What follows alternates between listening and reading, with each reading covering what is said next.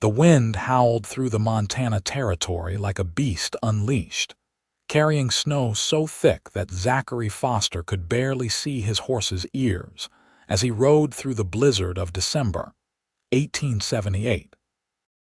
He had been checking the fences on the far reaches of his cattle ranch when the storm swept in from the north with a fury that made even a man born and raised in these parts take notice.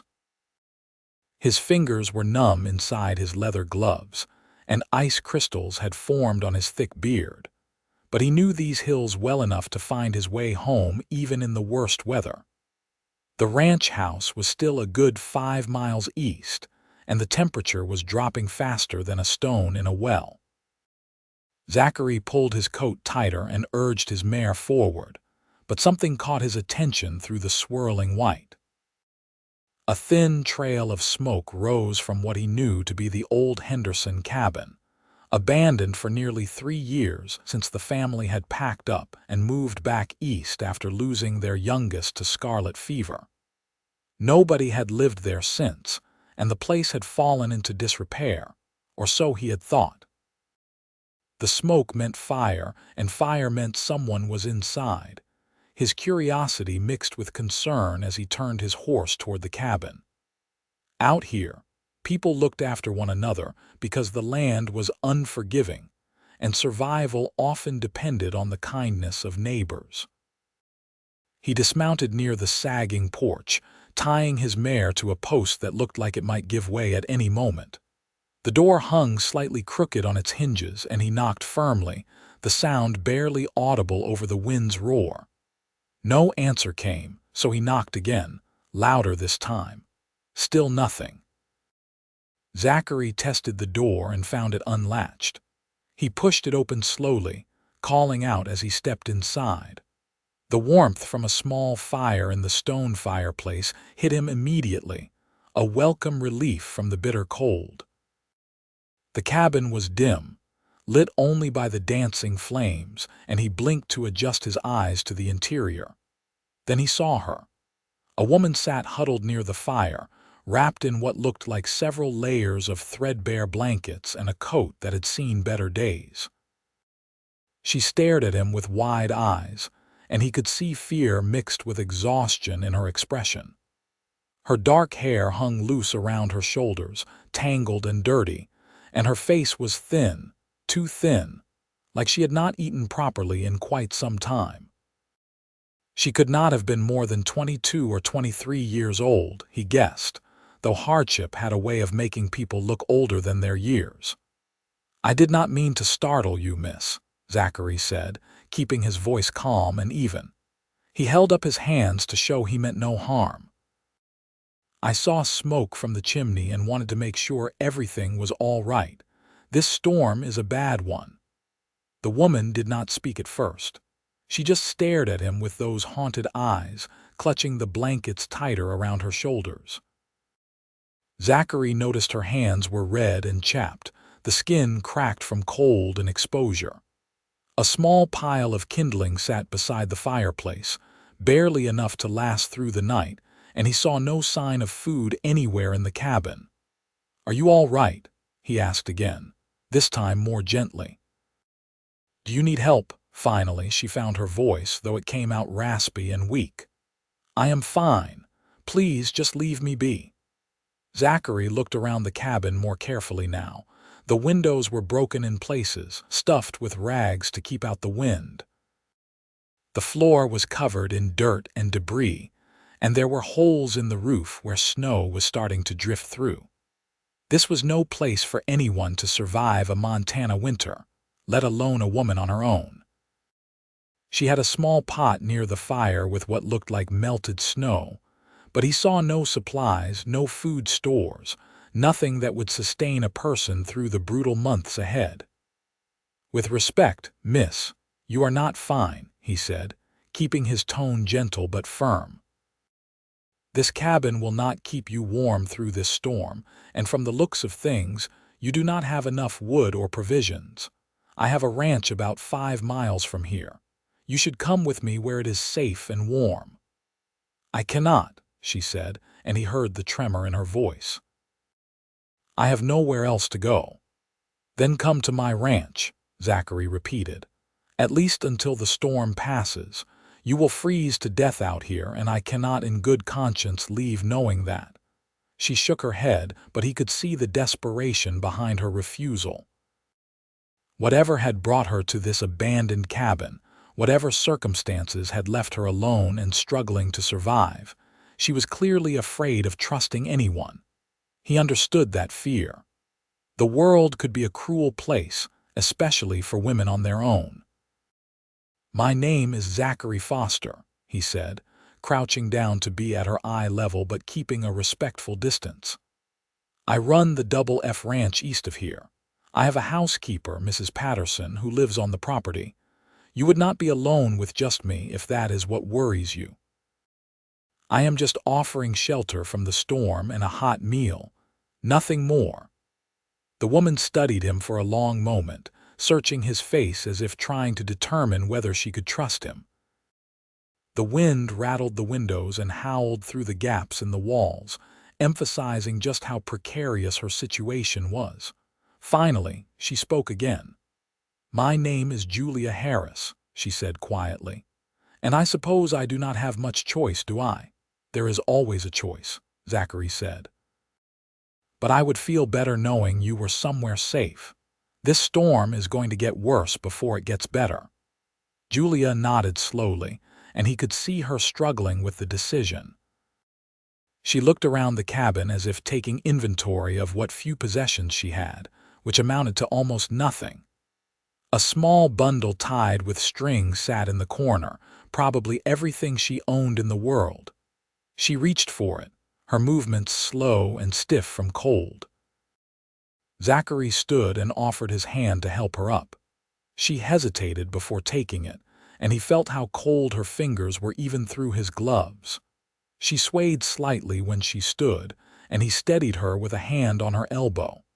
How long had she been out here, surviving on next to nothing? "We need to move quickly," he said. "The storm is only going to get worse. Do you have warmer clothes?" Julia shook her head. What she wore was all she had, and it was woefully inadequate for a Montana winter.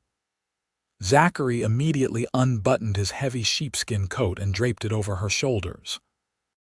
She started to protest, but he cut her off. "I have layers, and I am used to this weather. You need it more than I do. Come on now, we need to get moving." He helped her toward the door, and they stepped out into the full fury of the blizzard. Julia gasped at the intensity of the wind and cold, and Zachary kept a firm grip on her arm to steady her. His mare stood where he had left her, patient despite the weather. He helped Julia mount first, then swung up behind her, wrapping one arm around her waist to keep her secure. She tensed at the contact, but did not pull away, probably too cold and exhausted to care much about propriety. The ride back to the ranch was brutal. The wind drove snow into their faces, and visibility was nearly zero. Zachary relied on his mare's instincts as much as his own knowledge of the land to guide them home. He could feel Julia shivering against him, her body trembling with cold despite the coat. He urged the horse faster, knowing they needed to get inside before the temperature dropped any further. After what felt like an eternity, but was probably closer to 45 minutes, the dark shape of the ranch house emerged through the swirling snow. Zachary had never been so relieved to see home. He guided the mare to the barn first, knowing they needed to get her out of the weather. He dismounted and helped Julia down, noting that her lips had taken on a bluish tinge and her shivering had intensified. "We need to get you inside right now," he said urgently. He led her across the yard to the main house, practically carrying her up the steps to the wide front porch. The door swung open before he could reach for the handle, and Mrs. Patterson stood there, her round face creased with worry. "Zachary Foster, where have you been?" she demanded. "I have been worried sick with this storm coming in so fierce." Then she saw Julia, and her expression changed immediately to one of concern. "Lord have mercy, who is this poor girl?" Found her in the old Henderson cabin, Zachary said, guiding Julia inside. She needs to get warm immediately, and she looks like she has not eaten in days. Mrs. Patterson, a widow in her 50s who had been with the ranch since Zachary's father was alive, immediately took charge. She was a stout woman with gray hair always pulled back in a tight bun, and she ran the household with the efficiency of a general commanding troops. She clucked her tongue as she took in Julia's condition, then gestured toward the large fireplace in the main room. "Get her by the fire. I will fetch blankets and start some broth. The poor thing looks half frozen." She bustled off toward the kitchen, already calling out orders to herself about what needed to be done. Zachary guided Julia to a chair near the roaring fire. The main room of the ranch house was spacious and comfortable, with solid furniture built to last and warm rugs covering the wooden floors. It was a home that spoke of prosperity but not extravagance, the kind of place built by hard work and careful management. Julia sank into the chair, and he could see her trying to absorb the warmth from the flames. Mrs. Patterson returned with an armload of thick wool blankets and began wrapping them around Julia. "You just sit there and warm up, dear. I will have hot broth ready in just a few minutes. Zachary, you should change out of those wet clothes before you catch your death." He nodded but found himself reluctant to leave. Julia looked so small and vulnerable wrapped in those blankets, staring at the fire with an expression that was hard to read. There was a story here, a reason why a young woman was alone in an abandoned cabin with winter closing in around her, and he found himself curious to know what it was. "Go on," Mrs. Patterson said firmly, shooing him away with her hands. "I will look after her. You will be no good to anyone if you get sick." Zachary retreated to his room and changed into dry clothes, pulling on a thick wool shirt and sturdy trousers. When he returned to the main room, Julia was sipping from a mug that Mrs. Patterson must have given her, probably hot tea to start warming her from the inside. Color was slowly returning to her face, though she still looked exhausted and underfed. Mrs. Patterson emerged from the kitchen with a bowl of beef broth and a plate of bread. "Now you eat this slowly," she instructed Julia. "Your stomach will need time to adjust if you have not been eating regular." Julia took the bowl with trembling hands, and Zachary saw tears well up in her eyes. "Thank you," she whispered, her voice thick with emotion. "I cannot tell you how much this means." "Nonsense," Mrs. Patterson said briskly, though her eyes were kind. "Anyone would do the same. Now eat up before it gets cold." Zachary settled into a chair across from Julia, watching as she ate the broth with obvious hunger but following Mrs. Patterson's advice to go slowly. Outside, the storm continued to rage, the wind howling around the house like a pack of wolves. He was glad he had found her when he did. Another night in that cabin, maybe 2 at most, and she would have frozen to death or starved. "How long were you staying in that cabin?" he asked when she had finished about half the bowl. Julia looked up at him, and he saw wariness return to her eyes. She set the bowl down carefully in her lap. "About a week, maybe a little more. I lost track of the days." "Where did you come from before that?" She was silent for a moment, clearly debating how much to tell him. Finally, she sighed, and it seemed like all the fight went out of her. "I came from Denver. I was working as a seamstress there, but the shop closed down when the owner died. His son did not want to continue the business. I could not afford my room after that, and I had no family to turn to." "So you came to Montana?" Zachary asked, trying to understand. "I heard there might be work in Virginia City," Julia explained. "I used what little money I had saved for passage on a freight wagon heading north. But when we were passing through this area, the wagon broke an axle. The driver said it would be a few days to fix it, but I knew he planned to leave me behind. I had no money left to pay him for the rest of the journey. She paused, wrapping her hands around the warm bowl. I saw the cabin and thought I could shelter there for a while, maybe figure out what to do next. I did not realize how bad the winter would be this far north, or how quickly my supplies would run out. Mrs. Patterson made a sympathetic noise from where she sat working on her knitting. That is a hard story, dear, but you are safe now, and that is what matters. Zachary leaned forward, his forearms resting on his knees.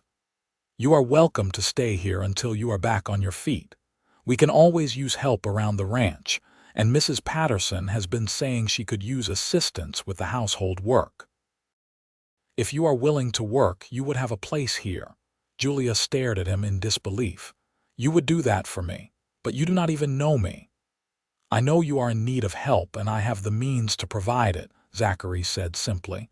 Besides, it makes good sense. You need work and shelter, and we could use the help. Seems like it benefits everyone.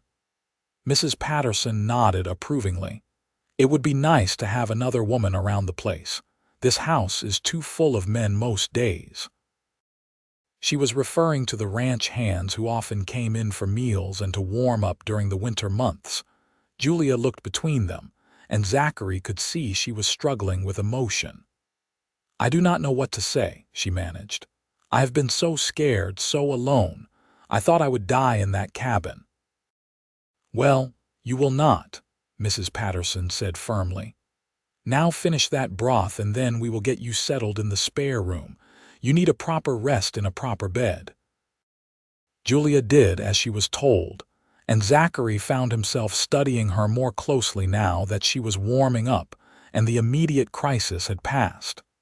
She was pretty, he realized, even with the dirt and exhaustion marking her features. She had delicate bone structure and expressive eyes that held both intelligence and sadness.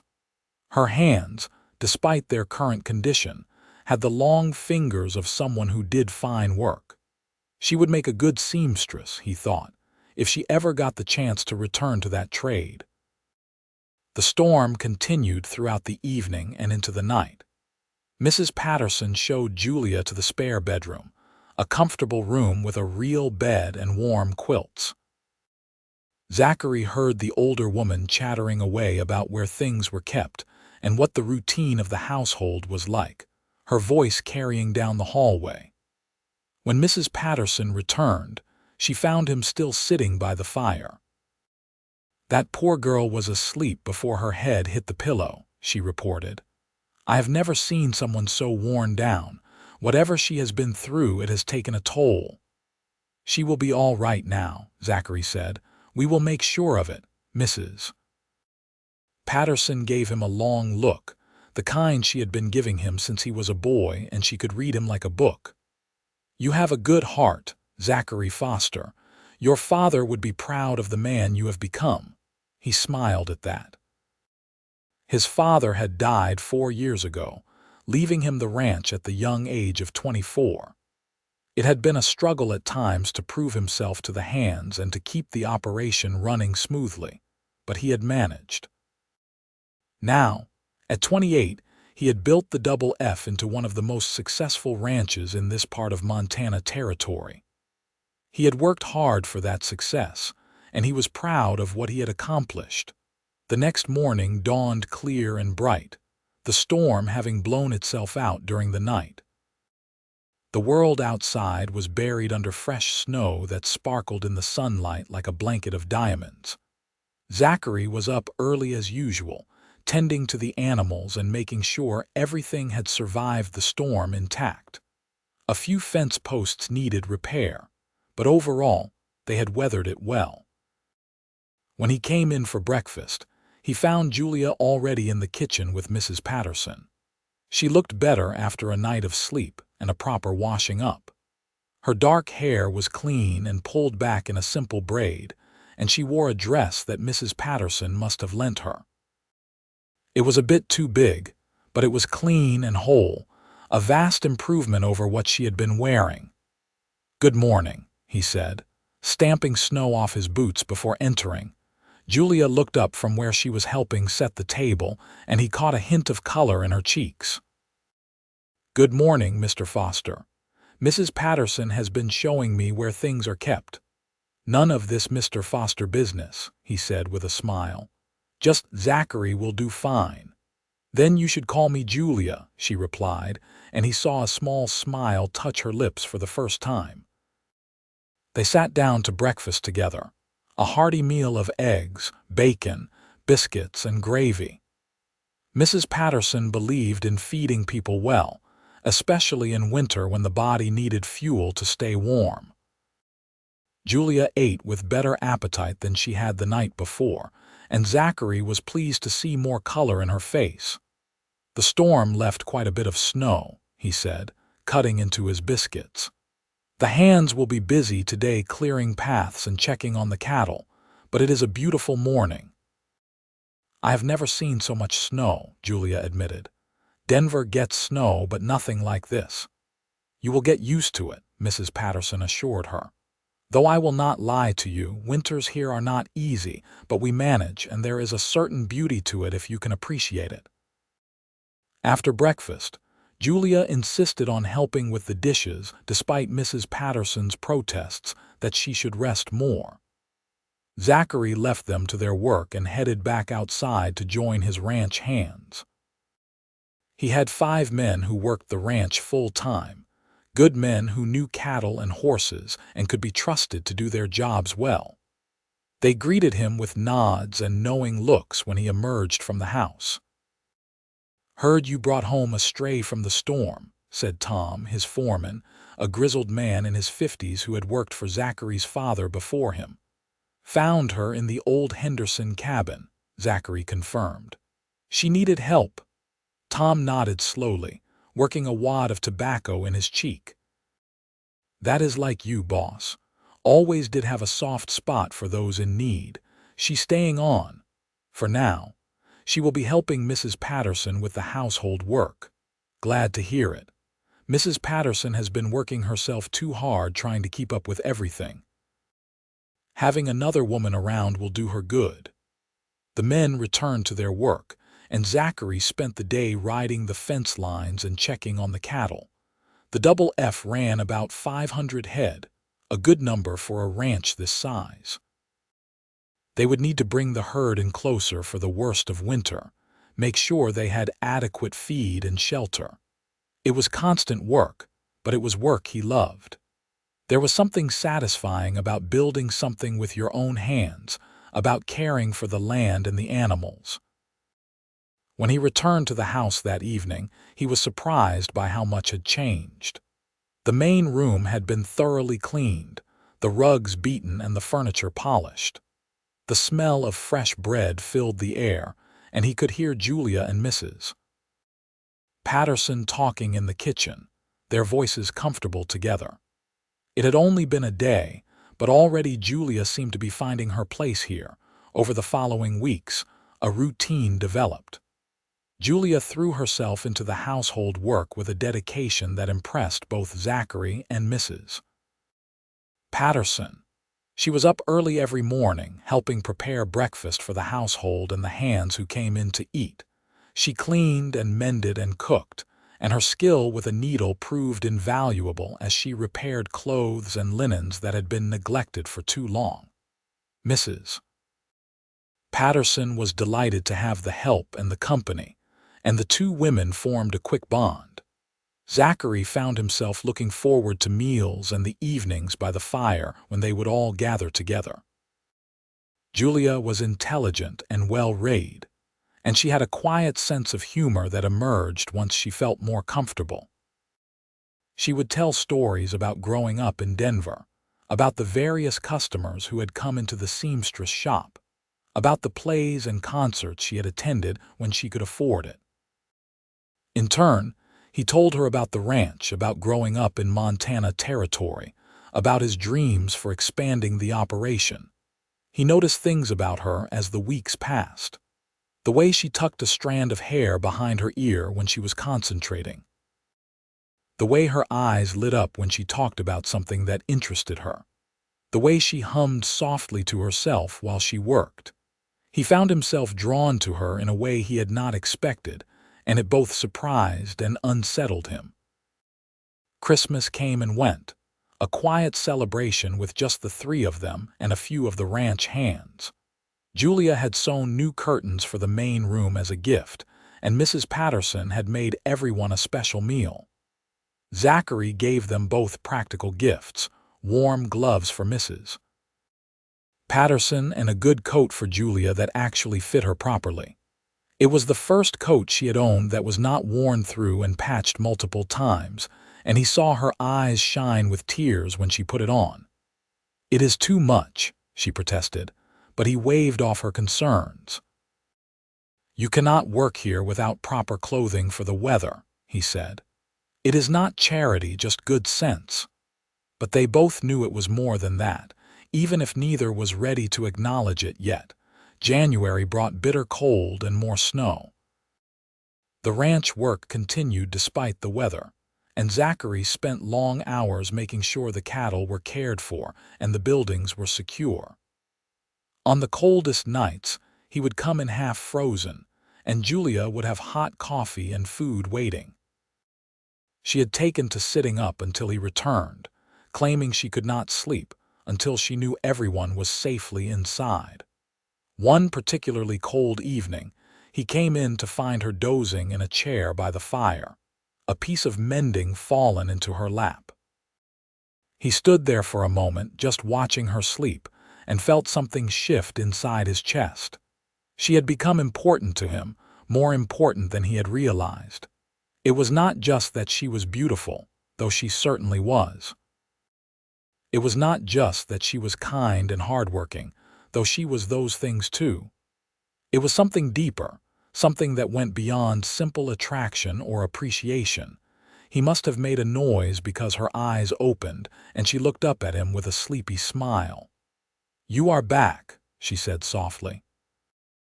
"I was waiting up for you. You should be in bed," he said, but his voice was gentle. "It is late. I know, but I worry when you are out in this cold."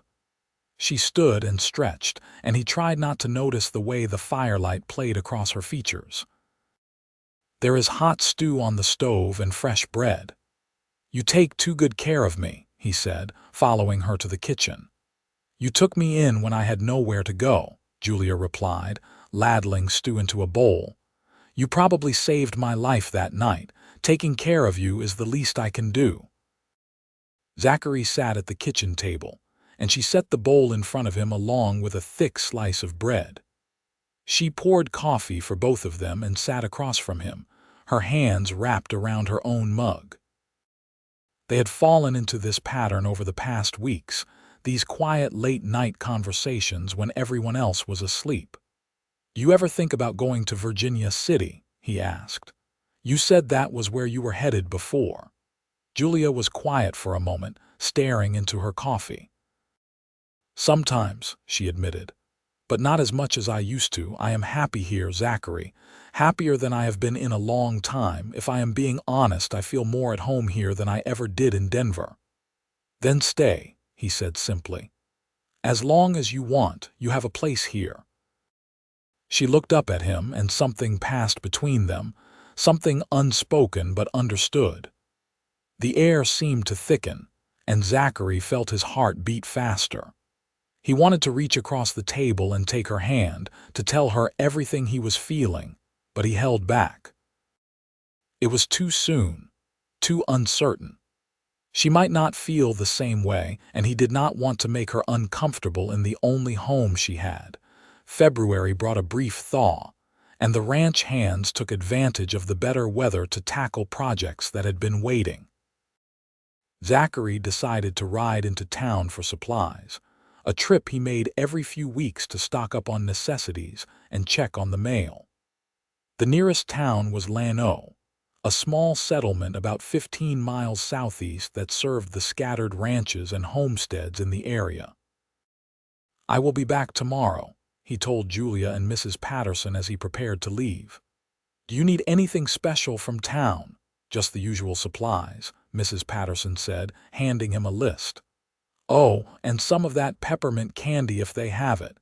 My teeth have been aching something fierce." "Julia," he asked, turning to her. She was kneading bread dough, her hands working the soft mixture with practiced efficiency.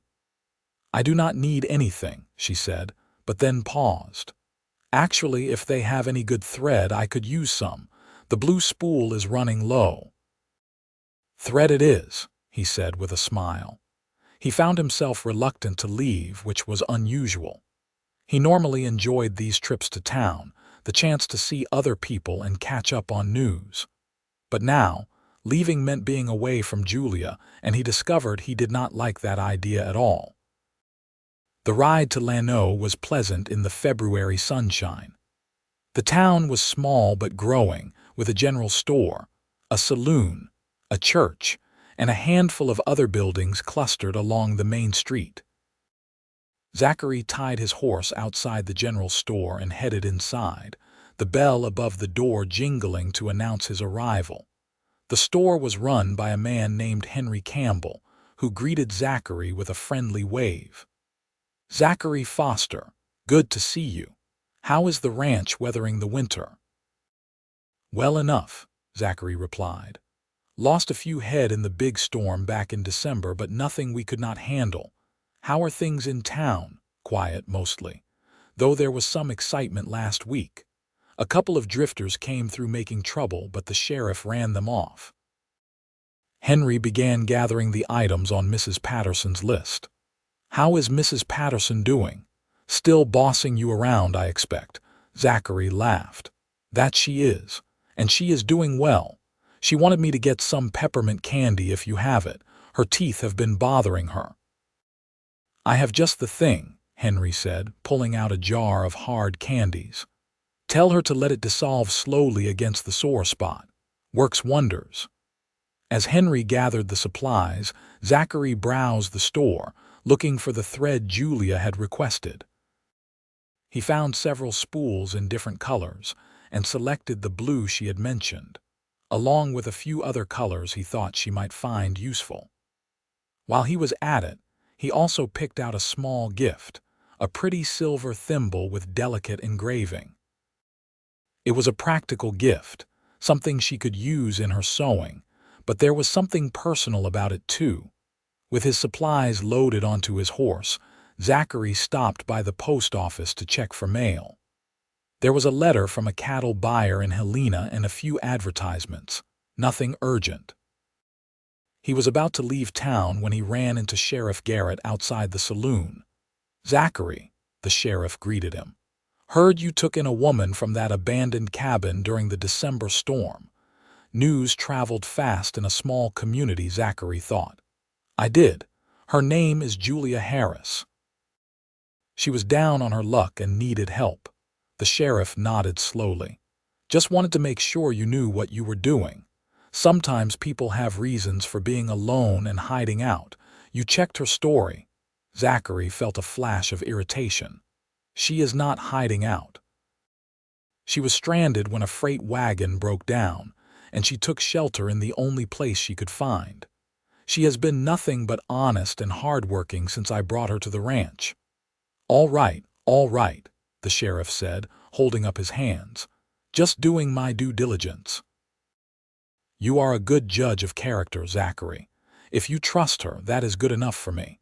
But you be careful, all right. These are uncertain times and people are not always what they seem." Zachary nodded curtly and took his leave, unsettled by the conversation. He trusted Julia, he realized. He trusted her completely, and he would not let anyone cast doubt on her character without cause. The ride back to the ranch gave him time to think about what that meant, about why he felt so protective of her, about the way his feelings had grown and deepened over the past 2 months. When he arrived home, it was nearly dusk. Julia came out to meet him, her face lighting up when she saw him. "You are back," she said with obvious relief. "I was starting to worry. Mrs. Patterson said you would be home before dark." "Sorry to worry you," he said, dismounting. "I got delayed talking to the sheriff in town." He began unloading the supplies. "Here, I got your thread, and a few other colors I thought you might like. Julia took the spools, her fingers running over them gently. "These are wonderful, thank you. You did not have to get so many." "I wanted to," he said. Then, feeling suddenly bold, he pulled out the small package containing the thimble. "And this is for you too. An early birthday present, or just a thank you for all the hard work you do." Julia unwrapped the package carefully, and her eyes widened when she saw the silver thimble. "Zachary, this is beautiful. It is too much." "It is not too much," he said firmly. "You deserve nice things, Julia. You work harder than anyone I know, and you never complain. Please accept it." She looked up at him, and he saw tears in her eyes. "Thank you," she whispered. "I will treasure it always." They stood there for a moment, the packages of supplies forgotten, just looking at each other. Zachary felt the urge to pull her into his arms, to kiss her, to tell her everything he was feeling. But before he could act on the impulse, Mrs. Patterson's voice called out from the house. "Are you two going to stand out there all night, or are you coming in for supper?" The moment broke, and they both laughed, a little self-consciously. They gathered up the supplies and headed inside, but something had changed between them. There was an awareness now, an acknowledgement of feelings that had been building for weeks. March brought the first real signs of spring. The snow began to melt, revealing the brown earth beneath, and the days grew longer and warmer. The cattle were restless, ready for the freedom of open grazing after being confined to winter pastures. Zachary and his hands began preparing for the spring roundup, repairing equipment and planning the drive that would take them into the higher pastures. Julia had settled into life on the ranch, as if she had always been there. She had gained weight, filling out the hollows in her cheeks and losing the gaunt look she had carried when Zachary first found her. Her hands had healed, the cracked skin now smooth and soft, though still strong and capable. She moved through the house with confidence, knowing where everything was kept and anticipating needs before they arose. Mrs. Patterson had come to rely on her, and the two women worked together seamlessly. But it was in the quiet moments that Zachary found himself most captivated by her. When she sat by the fire in the evenings, her sewing in her lap, her face serene in concentration. When she laughed at something Mrs. Patterson said, the sound bright and genuine. When she stood on the porch in the morning, watching the sunrise paint the sky in shades of pink and gold, her expression peaceful and content. One evening in late March, he found her outside after supper, standing near the corral and watching the horses. The air was soft and warm, carrying the promise of spring. He walked over to join her, leaning against the fence rail beside her. "Beautiful evening," he said. "It is," Julia agreed. "I love this time of day when the work is done and everything is peaceful." They stood in comfortable silence for a while, watching the horses graze and the stars begin to appear in the darkening sky. Finally, Zachary spoke. "Julia, can I ask you something?" "Of course." "Are you happy here? Truly happy, I mean. Not just grateful to have a roof over your head, but actually happy." Julia turned to look at him, and he saw something soft and tender in her expression. "I am happier than I have ever been in my life," she said quietly. "When you found me in that cabin, I had given up hope. I thought I would die there alone and forgotten. But you saved me, Zachary. You gave me more than just shelter and work. You gave me a home, a place where I belong, so yes, I am happy. Very happy." "Good," he said, his heart pounding, "because I want you to stay, not just for now, but permanently." As more than just a hired hand, Julia's eyes widened. "What are you saying?" Zachary took a deep breath, gathering his courage. "I am saying that I have feelings for you, Julia. Strong feelings that have been growing since the day I brought you here. I think about you constantly. When I am out working, I find myself looking forward to coming home because I know you will be here. When I am in town, I see things that remind me of you. You have become the most important person in my life, and I cannot imagine my days without you in them." Julia's hand went to her mouth, and he saw tears gathering in her eyes. "Zachary, I do not know what to say." "Say you feel something for me too," he urged. "Even just a little. I know I am not much. I am just a rancher with rough hands and simple ways. But I would do everything in my power to make you happy, to give you the life you deserve." "Oh, Zachary," Julia said, and now the tears were falling freely down her cheeks. "You are everything. You not see that. You are kind and generous and hardworking. You have a good heart and a gentle spirit. I have been falling in love with you for weeks now, but I was afraid to hope that you might feel the same way." Relief and joy flooded through him, so intense it almost hurt. "You love me?" he asked, hardly daring to believe it. "Yes," Julia said, laughing and crying at the same time. "Yes, I love you. How could I not? You saved my life and then gave me a reason to live it. You treat me with respect and kindness. You make me feel valued and appreciated. I love you, Zachary Foster, with all my heart." He reached out and cupped her face in his hands, wiping away her tears with his thumbs. "Then marry me," he said. "Be my wife, Julia. Let me spend the rest of my life making you happy." "Yes," she breathed. "Yes, I will marry you." Zachary pulled her into his arms and kissed her, a kiss that held all the longing and love he had been holding back for weeks. Julia melted against him, her arms wrapping around his neck, kissing him back with equal passion. It felt like coming home, like finding the missing piece he had not known he was searching for. When they finally pulled apart, both breathing hard, he rested his forehead against hers. "I love you," he said. "I will spend every day proving that to you." "I love you too," Julia replied. "And I promise to be the best wife I can be." They walked back to the house hand in hand, their hearts light and their futures bright. Mrs. Patterson took one look at their faces and let out a whoop of joy. "Finally," she exclaimed. "I was wondering how long it would take you two to realize what everyone else could see plain as day. You are perfect for each other." The next few weeks passed in a happy blur of planning. They decided on a simple wedding at the ranch, with just a few close friends and neighbors in attendance. The circuit preacher was due through Llano in mid-April, and they arranged for him to come out to the ranch to perform the ceremony. Julia worked with Mrs.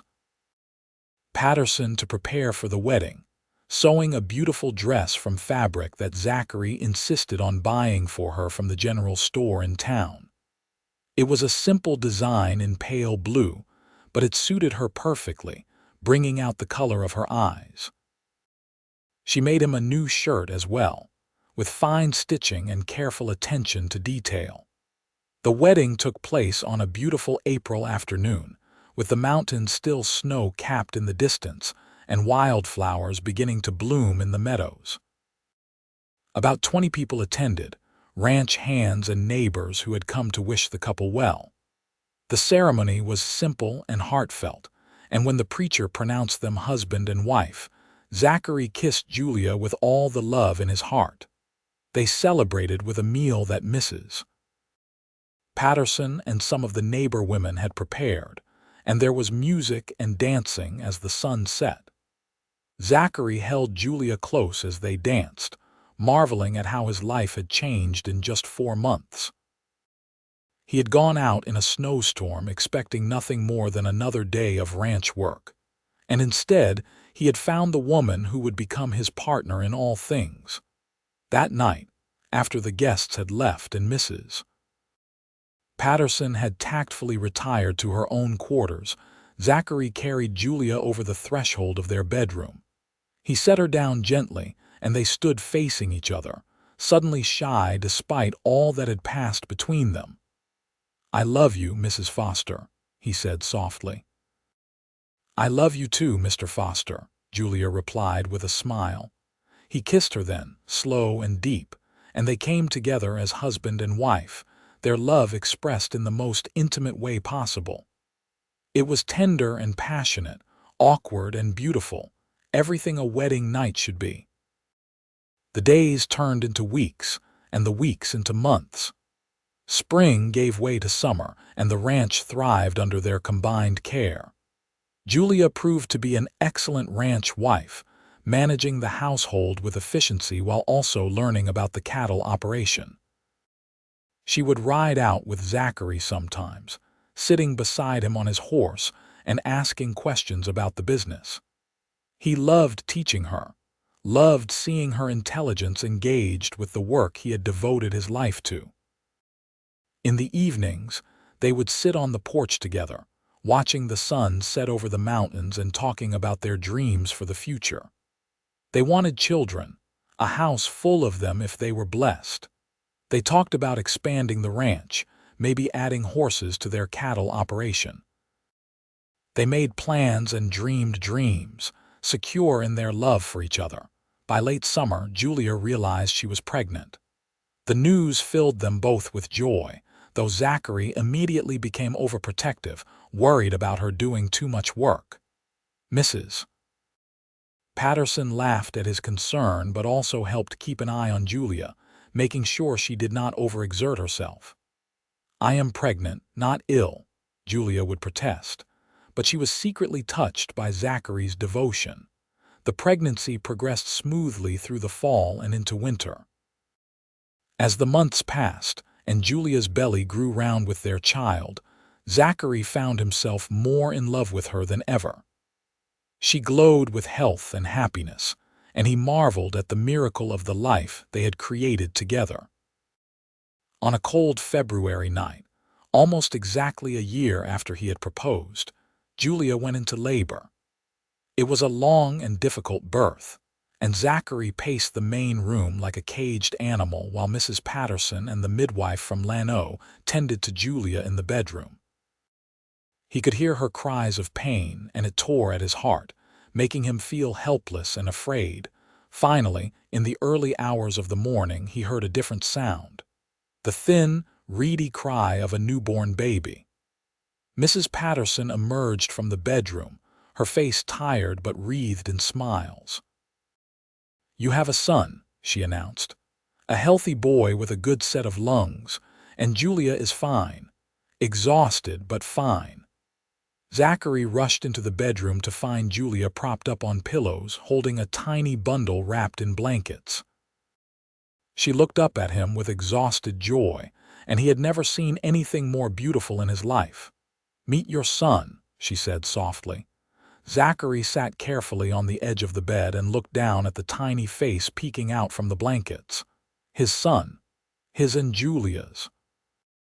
The baby had dark hair like his mother and was currently waving tiny fists in the air, his face red from crying. "He is perfect," Zachary breathed, "just like his mother." "We should name him after your father," Julia suggested. "What was his name?" "James," Zachary said. "James Foster." "Then James it is," Julia agreed. "James Foster the second." Zachary leaned down and kissed her forehead gently. "Thank you," he whispered. "Thank you for this gift, for our son, for being my wife. Thank you for everything."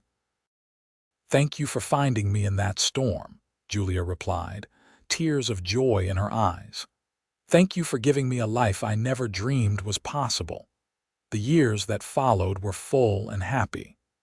Little James grew into a sturdy, healthy boy with his father's determination and his mother's gentleness. When he was 2, Julia gave birth to a daughter they named Sarah, a tiny thing with her mother's dark eyes and delicate features. 2 years after that came another son, Benjamin, who from the beginning showed signs of being as stubborn as his father. The ranch prospered under Zachary's management.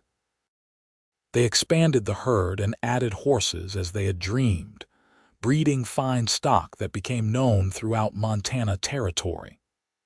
Julia proved to have a good head for business, and she often worked alongside Zachary on the financial side of things, managing the books and helping plan for the future. Mrs. Patterson remained with them, becoming a beloved grandmother figure to the children and an invaluable help to Julia. The older woman had found her own happiness in the growing family, and she often said she could not imagine being anywhere else. The children grew, and more babies came.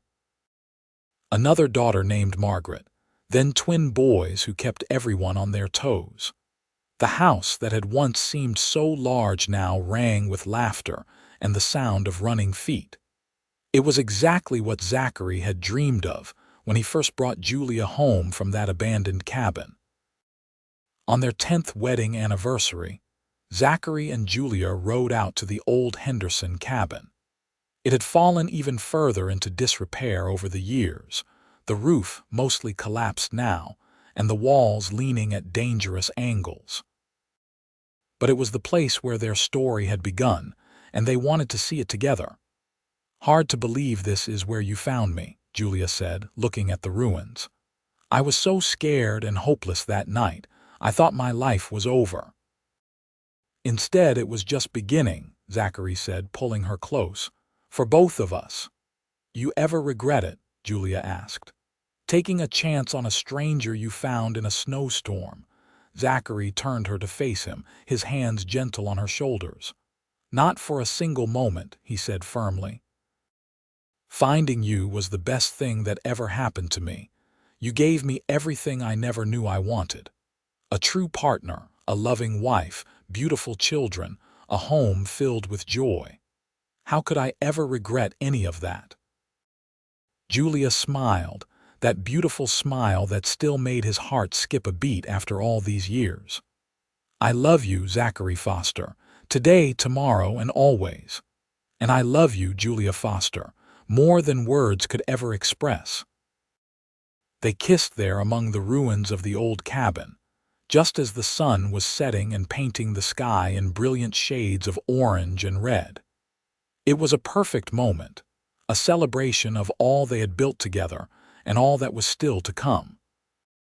The years continued to pass, bringing changes and challenges as all years do. Montana Territory became the state of Montana in 1889, and they celebrated with the rest of the region. The railroad came closer, bringing new opportunities and new markets for their cattle and horses. The children grew up, some staying to work the ranch and others heading out to forge their own paths in the world. James, their eldest, married a girl from Llano and brought her to live on the ranch, building his own house on Foster land with Zachary's help. Sarah became a teacher, opening a small school in town and teaching the children of ranchers and townspeople alike. Benjamin took after his father, with a natural gift for working with horses that made him invaluable to the ranch operation. Through it all, Zachary and Julia remained devoted to each other. They weathered the storms of life together, supporting each other through losses and celebrating victories as one. Their love, forged in that winter storm so many years ago, only grew stronger with time. Mrs. Patterson lived to the grand age of 73, passing peacefully in her sleep, surrounded by the family she had helped raise. They buried her on a hillside overlooking the ranch, with a view of the mountains she had loved. Julia grieved for her dear friend, but she was grateful for all the years they had shared. As Zachary and Julia grew older, they began to hand more of the ranch operations over to their children and grandchildren. They had built something lasting, something that would continue long after they were gone. The Double F Ranch had become one of the most respected operations in Montana, known for quality livestock and fair dealing. On a summer evening many years after that fateful winter storm, Zachary and Julia sat together on the porch, watching the sun set as they had done countless times before. Their hair was gray now, and their hands bore the marks of age and hard work, but they still held hands like young lovers. "Do you remember the night I proposed to you?" Zachary asked. "Right there by the corral." "Of course I remember," Julia said with a smile. "I thought my heart would burst from happiness. I could hardly believe you wanted me." "I have wanted you every day since," Zachary said. "And I would do it all again in a heartbeat. Every challenge, every struggle, every moment of joy, all of it, as long as you were by my side. We have had a good life, Julia said contentedly. Better than I ever dreamed possible when I was struggling to survive in that cabin. You gave me everything, Zachary. We gave each other everything, he corrected gently. That is what love is, Julia. Two people building a life together, supporting each other through everything that comes. You made me complete. Before you, I was just going through the motions. After you, I was truly living. Julia leaned her head on his shoulder, and they sat in comfortable silence as the sky turned from gold to pink to purple. Around them, they could hear the sounds of family, grandchildren playing in the yard, their children discussing ranch business, the normal peaceful sounds of a summer evening on the Double F. I love you, Julia whispered. And I love you, Zachary replied. Always and forever. As the stars began to appear in the darkening sky, they remained there together. Two souls who had found each other in the most unlikely of circumstances and built a love that would last through all the years of their lives. The snowstorm that had brought them together was long past, but the warmth they had created together would endure, passed down through generations of their family. The Double F Ranch continued to thrive, a testament to the love and hard work of Zachary and Julia Foster. Their children and grandchildren would tell the story for years to come, about how a chance rescue during a winter storm had led to one of the greatest love stories the Montana Territory had ever known. It was a reminder that sometimes the most beautiful things in life come from the most difficult circumstances, and that opening your heart to help someone in need can change not just their life, but your own as well. Zachary and Julia lived out their days surrounded by love and family, grateful for every moment they had been given together. When they finally passed, years later within months of each other, they were laid to rest on the same hillside as Mrs. Patterson, overlooking the ranch they had built and the land they had loved. Their headstone bore simple words that captured the essence of their remarkable story, but that was far in the future. For now, on this summer evening, they simply sat together and counted their blessings. Two people who had been given the gift of true love and had cherished it with everything they had. The story that had begun with a desperate woman in an abandoned cabin and a kind-hearted rancher in a snowstorm had become a legacy of love that would endure for generations. The ranch continued to grow under the stewardship of their children and grandchildren. James proved to be as capable a manager as his father had been, with his wife Catherine bringing her own skills to the operation.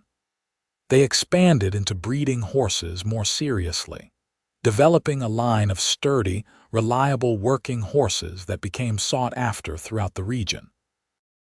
Sarah, though she lived in town, remained close to the family and brought her students out to the ranch for lessons about agriculture and animal husbandry.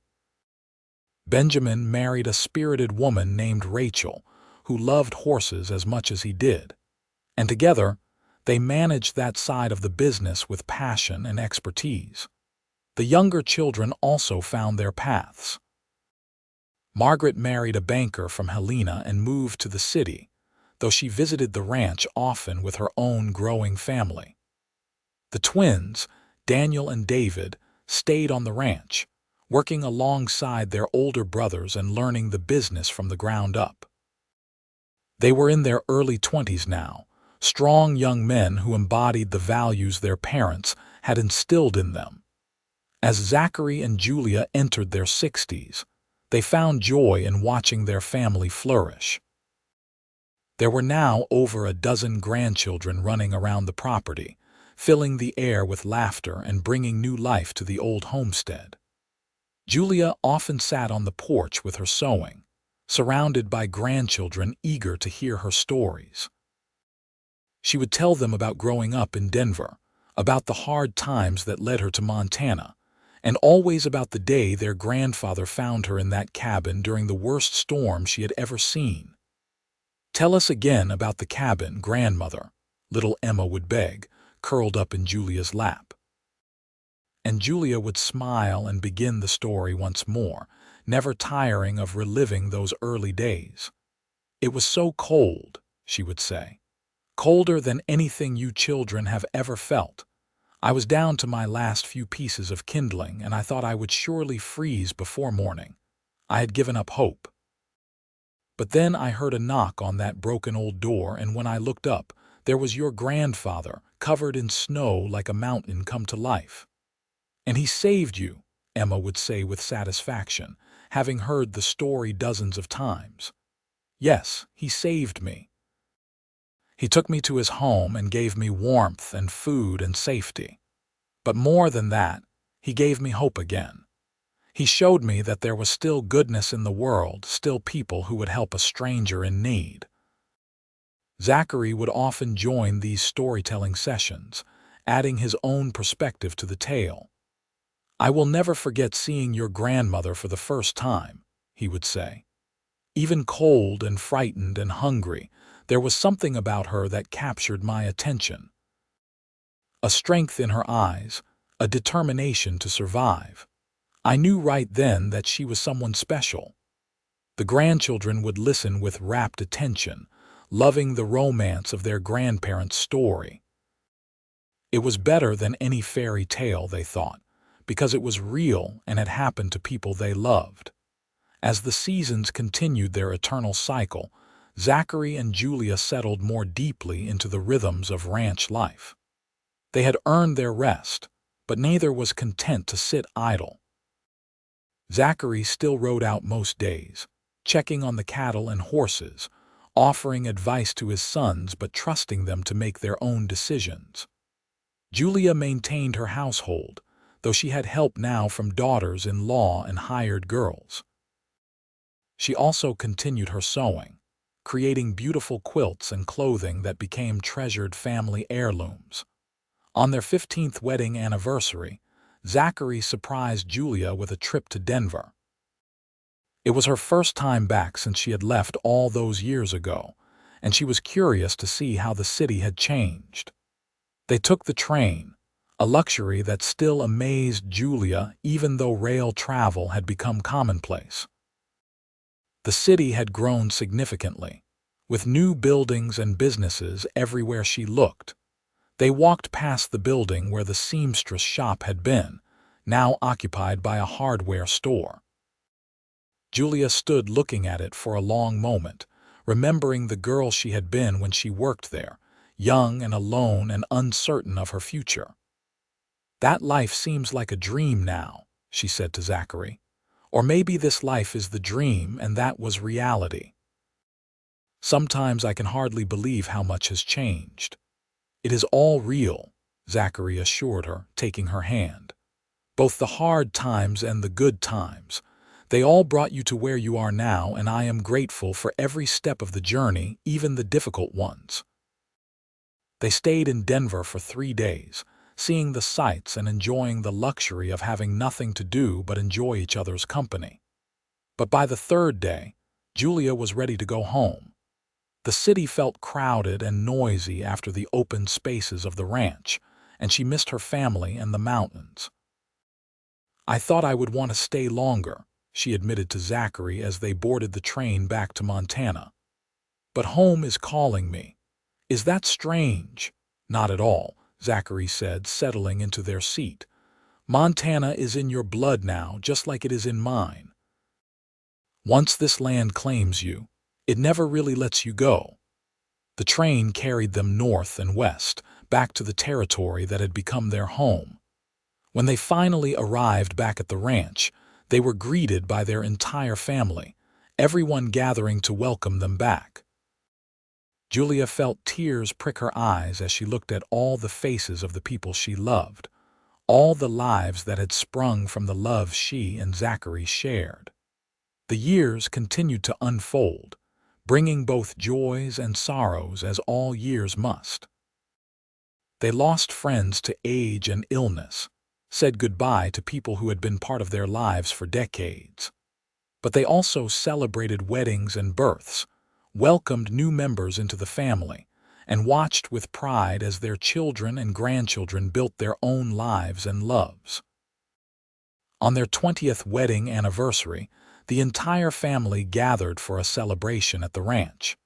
Tables were set up in the yard, loaded with food prepared by multiple generations of Foster women. There was music and dancing, and stories were told late into the night. As the party wound down and people began to drift toward their homes, Zachary took Julia's hand and led her away from the crowd. They walked to the top of a small hill that overlooked the ranch buildings and the valley beyond. The moon was full, painting everything in silver light, and the air was warm and sweet with the scent of wildflowers. 20 years, Zachary said, pulling Julia into his arms. 20 years since I made you my wife. It feels like yesterday and like a lifetime ago, all at once. 20 years of joy, Julia agreed, resting her head against his chest. 20 years of love and laughter and building something beautiful together. I would not change a single moment, Zachary, not one. Nor would I, he said, kissing the top of her head. You are still the most beautiful woman I have ever seen, and I still fall in love with you a little more each day. Julia laughed softly. You are a romantic fool, Zachary Foster. Only for you, he replied. Only ever for you. They stood there together under the Montana stars, holding each other close and counting their blessings.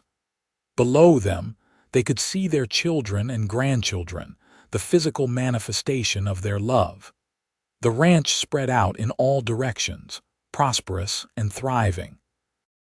It was more than either of them had dreamed possible on that winter night when a snowstorm had changed both their lives forever. As they grew older still, Zachary and Julia began to think about their legacy.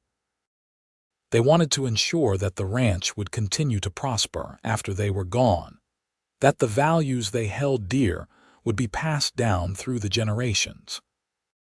They worked with James and the other children to create a formal plan for the ranch's future, dividing responsibilities and ensuring that everyone had a role to play.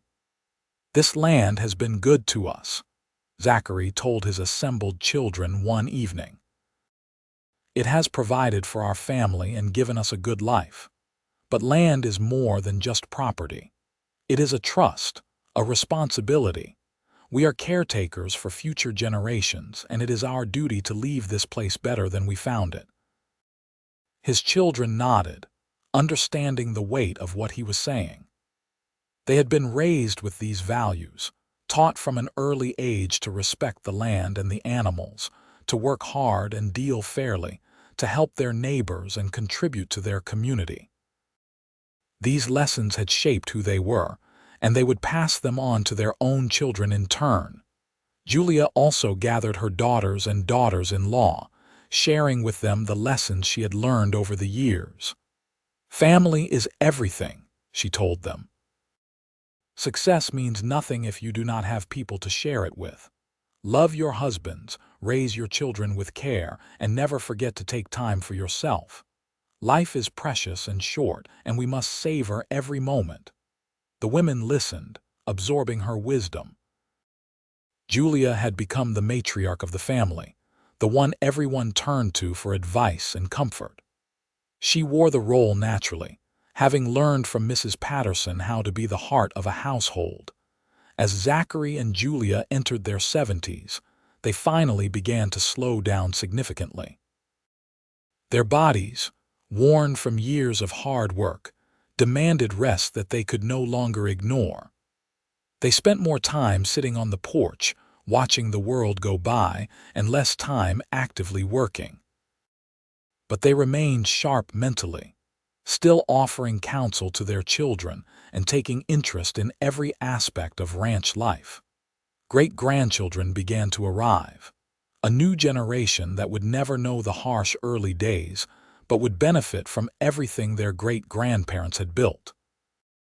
Julia delighted in these babies, marveling at the miracle of new life and the continuation of their family line. She would hold them gently, her old hands cradling tiny bodies, and whisper blessings over them. "May you know love," she would say. "May you know purpose. May you always have a home and family to return to." One spring morning, as the earth was waking from winter's sleep and the first wildflowers were beginning to bloom, Zachary woke to find Julia still sleeping beside him. This was unusual, as she was typically an early riser. He watched her for a moment, taking in her peaceful expression, the way the morning light touched her silver hair. She was still beautiful to him, even with the lines of age marking her face. Perhaps more beautiful because those lines told the story of their life together. "Julia," he said softly, reaching out to touch her shoulder. Her eyes opened and she smiled at him. "Good morning, my love. How are you feeling?" he asked. She had been more tired lately, less energetic than usual, though she brushed off his concerns. "I am well," she assured him. "Just enjoying the luxury of a slow morning with my husband." They lay there together, talking quietly about nothing and everything, as they had done for so many mornings over the past decades. It was in these quiet moments that their love was most apparent, in the comfortable intimacy of two people who knew each other completely. As the sun rose higher, they finally rose and dressed, making their way to the kitchen where Catherine was already preparing breakfast. The house was quieter now than it had been when their own children were young, but there was still life and activity. Grandchildren came and went, and there were always ranch hands stopping by for meals. After breakfast, Zachary helped Julia out to the porch, and they settled into their favorite chairs.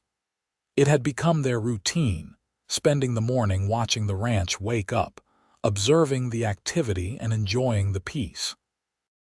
James rode by on his way out to check the northern fence line, waving as he passed. Benjamin was in the corral working with a young horse, his movements patient and skilled. Life continued in its rhythms, the ranch operating like a well-oiled machine. "We built something good here," Julia said, her hand finding Zachary's. "Something that will last." "We did," Zachary agreed. "And it all started with a snowstorm and an act of kindness." Julia squeezed his hand. "The best decision you ever made," you said once. "The best decision I ever made," he confirmed. "Finding you, bringing you home, loving you. Every good thing in my life flows from that night." They sat in comfortable silence, hands clasped, hearts full. The morning sun warmed them, and a gentle breeze carried the scent of new grass and wildflowers. It was a perfect moment, one of thousands they had shared over their years together. As spring turned to summer and summer to fall, Zachary and Julia continued their quiet life on the ranch. They celebrated holidays with their family, attended church services when they felt up to it, and spent their days simply being together. Their love, tested by time and strengthened through shared experience, remained the foundation of everything. On a crisp October morning, with the aspen trees turned gold and the air sharp with the promise of winter, Zachary woke to find Julia sleeping peacefully beside him. But something felt different, and when he reached out to touch her, he found her skin cool. She had passed in the night, slipping away quietly while he slept beside her. The grief that washed over him was profound, a physical pain in his chest that made it hard to breathe. For the first time in over 50 years, he was alone. The woman who had been his partner, his love, his best friend was gone. He held her hand and wept, mourning the loss of the person who had made his life complete. The family gathered, and they laid Julia to rest on the hillside she had loved, with a view of the mountains and the ranch spread out below. The funeral was attended by hundreds of people, all whose lives had been touched by this remarkable woman. Stories were told of her kindness, her strength, her generosity. She had been a pillar of the community, beloved by all who knew her. Zachary stood at her graveside long after everyone else had left, unwilling to leave her even though he knew she was no longer truly there. Finally, James came and gently led his father back to the house. The days that followed were difficult. Zachary felt her absence in everything, from the empty chair at breakfast to the silence in the evening when they would have been talking about the day. He wandered through the house like a ghost, touching things that had been hers, remembering moments they had shared. But he was not alone. His children surrounded him with love and support, making sure he was cared for and never isolated. His grandchildren visited often, bringing life and laughter back into the house. And slowly, day by day, he began to heal. The sharp pain of loss softened into a gentler ache, and he found he could think of Julia with gratitude for the years they had shared rather than despair at her absence. He lived for 2 more years after Julia's death, years spent surrounded by family and immersed in memories. He told stories about their life together to anyone who would listen, keeping her memory alive through words. He visited her grave every day, weather permitting, sitting beside her and talking to her as if she could still hear him on a cold winter morning, much like the one when he had found her all those years ago. Zachary passed peacefully in his sleep. He was 83 years old, and he had lived a full and remarkable life. His children found him in his bed, a slight smile on his face, as if he had seen something wonderful in his final moments. They buried him beside Julia on the hillside, and the entire community turned out to pay their respects to a man who had been known for his integrity, his kindness, and his devotion to his family. The Double F Ranch passed to his children, who continued to operate it according to the values he and Julia had instilled. Years became decades, and the story of Zachary and Julia Foster became family legend, told and retold to new generations. The ranch continued to prosper, now managed by great-grandchildren who had never met the couple but who lived by the principles they had established. The graves on the hillside were always well tended, visited by family members who wanted to pay their respects to the remarkable couple who had started it all. In the town of Llano, a historical society put up a plaque commemorating the Foster family's contributions to the community. It told the story of how Zachary Foster had found a woman named Julia Harris during a terrible snowstorm in 1878, brought her to his ranch, and eventually married her. It spoke of how they had built one of the most successful ranches in Montana and raised a family that continued to contribute to the region's prosperity. It was a simple summary of an extraordinary love story. The old Henderson cabin where Zachary had found Julia had long since collapsed completely, returning to the earth. But the spot was marked now with a simple stone cairn, erected by the Foster family as a memorial to where their story had begun. Family members would sometimes make pilgrimages there, standing in the place where fate and fortune had intersected on that winter night so long ago. The Double F Ranch stood as a testament to what love and hard work could build. It had weathered economic downturns and harsh winters, droughts and floods, changing times and new technologies. Through it all, it endured, passed down through generations who understood that they were custodians of something precious, something that went beyond mere property. The love story of Zachary and Julia Foster became more than just a family tale. It became a part of the region's folklore, an example of how kindness and courage could change lives. Young couples would visit their graves, hoping some of that enduring love would bless their own relationships. Parents told their children the story as a lesson in compassion and taking chances. It resonated because it was real, because it had happened to actual people who had lived and loved and built something lasting. In the modern era, Historians studying the settlement of Montana would sometimes come across references to the Foster family and their ranch. Academic papers were written about their business practices and their contributions to the local economy. But the most compelling aspect was always the personal story, the human element of two people finding each other against all odds and creating something beautiful together. The main house on the Double F Ranch, now over 150 years old, was maintained with care by the descendants who still lived there. The porch where Zachary and Julia had spent so many evenings sitting together remained. The wooden boards replaced over the years, but the structure essentially unchanged. On warm summer nights, current residents would sit there and feel the presence of those who had come before, the weight of history and love that permeated the place. In the end, the story of Zachary and Julia Foster was a story of hope. Hope that even in our darkest moments, salvation might be just around the corner. Hope that kindness still exists in the world. Hope that true love is real and worth fighting for. Hope that the things we build with love and care will endure long after we are gone.